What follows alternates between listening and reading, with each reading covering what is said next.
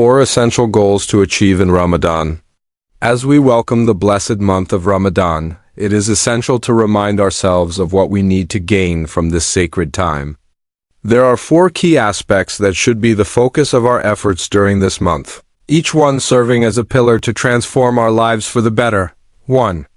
Ramadan, the month of reformation. The first and foremost goal of Ramadan is reformation, self-improvement, self-purification, and realignment with the purpose for which Allah created us. To understand what true reformation means, let's take a look at the prison system. In an ideal world, prisons should serve as places of correction, where individuals who have committed crimes reflect on their actions, learn from their mistakes, and emerge as better, reformed individuals. But if we analyze what actually happens, especially in many modern societies, we see that most prisoners do not come out as reformed individuals. Rather, many return to their old ways, get involved in worse crimes, and end up back behind bars. Why? Because the prison system does not truly focus on reformation. It often lacks the means to instill real change in people's hearts. Ramadan, however, is different. Ramadan is the divine system of reformation. It is designed by Allah to help us break bad habits and develop good ones. When a person enters Ramadan, they may come with weaknesses, but if they truly utilize this month, they leave with strengths. For instance, a person may not have been praying regularly before Ramadan, but if they spend the month sincerely engaging in salah, by the time Ramadan ends, their heart is attached to the masjid. They start loving the prayer, feeling an emptiness when they miss it, and making sincere efforts to keep up with it. That is a true sign of an accepted Ramadan, that a person emerges spiritually uplifted with real, lasting changes in their life. This applies not just to salah but to all acts of worship. Whether it is controlling our temper, avoiding gossip, refraining from backbiting, or eliminating arrogance, Ramadan is the training ground for self-reformation. 2. Ramadan, the month of spiritual detoxification. The second essential goal of Ramadan is spiritual detoxification. When we hear the word detox, we often think of diet plans, herbal teas, or juice cleanses that rid our body of harmful substances. But just as our bodies need detoxification, our hearts and souls need spiritual cleansing, and Ramadan is the ultimate month for this process. The voice you selected does not support this language. Please click the upper right corner to switch to another voice. Qur'an 87-14. The month of Ramadan allows us to purify our hearts from the diseases that corrupt them. What are these diseases? Arrogance, becoming attached to material possessions and desires, neglecting the remembrance of Allah. One of the biggest weapons of Shaytan is creating doubt in the hearts of believers. He instills waswasa, whisperings, that make a person question their faith, feel distant from Allah, and even doubt their purpose in life. He also lures people into following their desires in haram ways, whether through illicit relationships, addictions, or sins that ruin a person's spirituality. Ramadan is the time to cleanse the heart. If we do not take the opportunity to spiritually detox during Ramadan, our hearts will remain diseased, and a diseased heart leads to a dead heart. Think of it like this. If someone is physically sick, they seek treatment. If a heart is spiritually sick, it needs treatment too. Ramadan is the CPR for a dead heart. It revives, rejuvenates, and restores it. Let me share an example. Have you ever seen those bouncing ball toys that kids play with? They have small spikes, and when you press the center, they bounce around uncontrollably. The moment you try to catch it, it moves in another direction, making it impossible to control. Now, imagine if your heart was like that, constantly restless, bouncing between desires, distractions, and worldly temptations. Can you control it? No. But when that toy stops moving, you can grab it with ease. Similarly, the heart is most restless when it is distant from Allah. But Ramadan calms the heart. It is the one time of the year when a person can take full control of their spiritual state. This is the moment to regain control and realign the heart with Allah. 3. Ramadan, the month of revival. The third goal of Ramadan is revival. Revival of what? Revival of faith, revival of connection with Allah, and revival of the soul. For many of us, our spirituality goes through highs and lows throughout the year. We may have moments of strong Iman, followed by phases where we feel distant from Allah. Sometimes we neglect our salah, ignore our Qur'an recitation, and allow our hearts to be consumed by the dunya. Ramadan revives the soul by reminding us of what truly matters. It pulls us away from the distractions of this world and immerses us in the remembrance of Allah. Just as the Prophet Muhammad, peace be upon him, said, "Indeed, in the body there is a piece of flesh. If it is sound, the whole body is sound. But if it is corrupted, the whole body is corrupted. Verily it is the heart." Bukhari and Muslim. If a person feels spiritually dead, Ramadan is the chance to bring their heart back to life. 4. Ramadan, the month of the Qur'an. The fourth and most crucial goal of Ramadan is connection with the Qur'an. Allah mentions Ramadan in only one place in the Qur'an. The month of Ramadan is that in which the Qur'an was revealed. Qur'an 2-185. This is the month of the Qur'an, a month where we should read it, reflect on it, understand it, and implement it. Many people come to me and say, "I want to feel closer to Allah. I want to increase my Iman, but I don't know how." And the first thing I ask them is, how often do you read the Qur'an?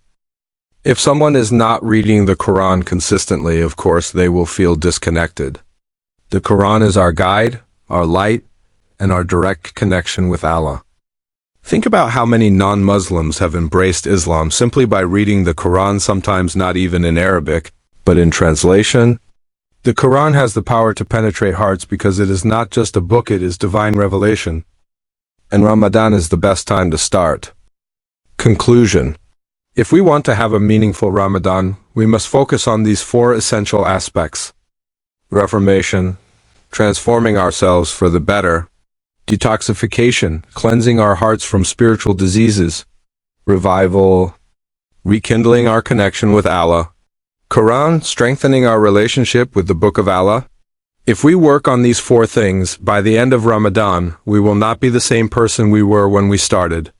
We will emerge stronger, purer, and closer to Allah than ever before. May Allah grant us all a Ramadan that truly transforms our hearts and lives. Ameen. Taking Ramadan beyond the month, a lifelong transformation. Now that we have understood the 4 essential goals of Ramadan reformation, detoxification, revival, and Qur'an, the real question remains: how do we ensure that the changes we make in Ramadan last beyond the month? Because one of the greatest tragedies is when a person experiences a spiritual high in Ramadan, but then slowly drifts back to old habits once the month is over. We see this happen all the time. Masjids are full during Taraweeh and Tahajjud. People are fasting, they are giving in charity, they are making dua with tears in their eyes.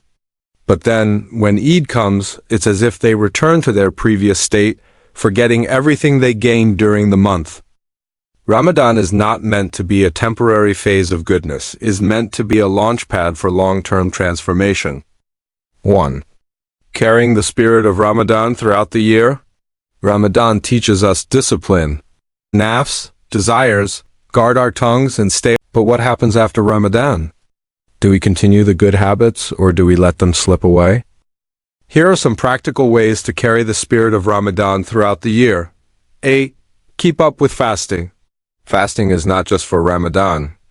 The Prophet Muhammad, peace be upon him, highly encouraged voluntary fasting throughout the year, saying, "The best fast after Ramadan is in the month of Allah, Muharram." Muslim. And he specifically emphasized, fasting 6 days in Shawwal after Ramadan. The reward is like fasting the entire year. Fasting on Mondays and Thursdays, a habit of the Prophet. The 3 white days, Ayam al-Bid, 13th, 14th, and 15th of every Islamic month. Fasting beyond Ramadan helps us maintain Taqwa, God consciousness, control our desires, and remain connected to Allah. B. Maintain the connection with the masjid. One of the greatest signs of an accepted Ramadan is when a person continues attending the masjid even after the month ends. Many people pray in congregation during Ramadan, but once it's over, they abandon the masjid. If we truly want to carry the blessings of Ramadan forward, we must keep up with our salah in the masjid, especially Fajr and Isha, which the Prophet described as the most rewarding prayers in congregation. C. Continue reciting and studying the Qur'an. Ramadan is the month of the Qur'an, but the Qur'an is not just for Ramadan. If we only open it during this month and then close it for the rest of the year, we have missed the purpose of its revelation. The voice you selected does not support this language. Please click the upper right corner to switch to another voice. Quran 222. Guidance is continuous. We cannot expect to stay on the right path if we abandon the Quran. That's why daily Quran recitation is crucial. Even if it's just a few verses each day, it keeps our hearts connected to Allah's words. 2. Protecting ourselves from Shaytan's tricks after Ramadan. During Ramadan, Shaytan is chained, which is why we feel an increase in Iman and find it easier to worship. But once Ramadan ends, Shaytan is released and he immediately starts working to pull us back into old habits. The Prophet Muhammad, peace be upon him, warned us. Indeed, Shaytan runs in the veins of a human being like blood. Bukhari and Muslim. So how do we protect ourselves from falling back into his traps? A. Stay consistent in Salah. One of the biggest weapons against Shaytan is praying on time. The Prophet said, "The first thing a person will be questioned about on the Day of Judgment is their prayer. If it is good, then the rest of their deeds will be good. And if it is lacking, then the rest of their deeds will also be lacking." Tirmidhi. If you feel your Iman weakening after Ramadan, check your Salah. Are you praying on time? Are you praying with focus?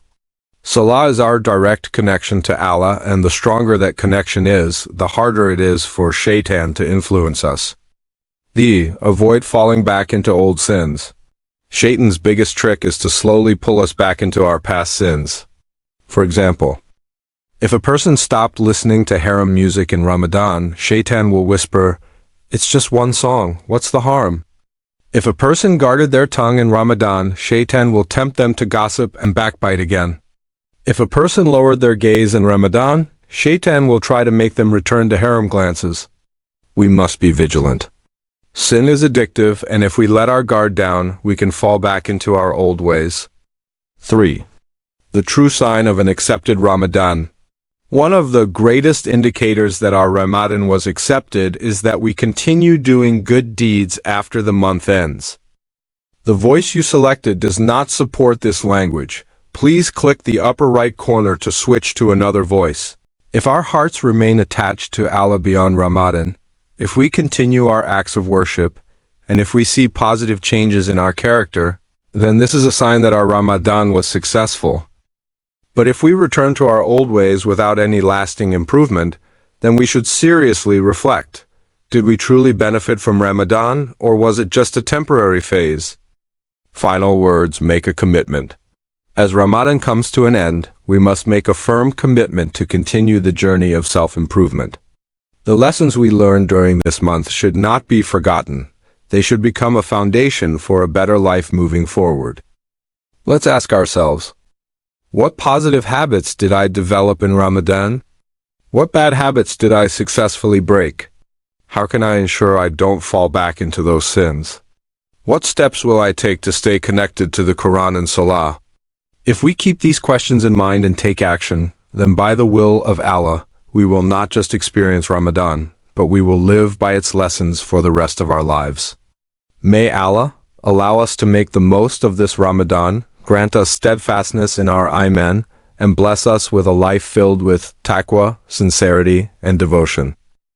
Ameen.